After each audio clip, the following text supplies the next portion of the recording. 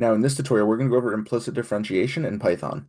So we can start off here by doing from SymPy, import diff, and we're going to do symbols.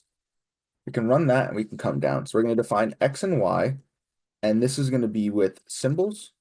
And you can see it's already predefining x and y. And we could run that. Now what this is going to do, it's going to create our variable so we can use it mathematically, and it won't be detected as a regular Python variable defined to nothing. Now we can come down and define a function. So we could do f equals x squared plus y squared plus 12x. I don't know, 12 times x.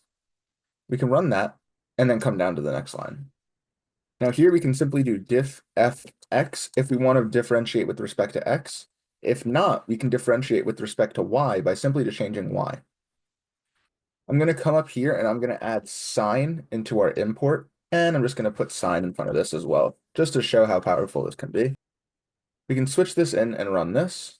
And after running that, we can now rerun all of these. And we can now see we get a completely different answer, and it differentiates with respect to y. Once again with x, and we can see that works as well. Now that's how you can solve implicit differentiation problems in Python, and I hope that helps.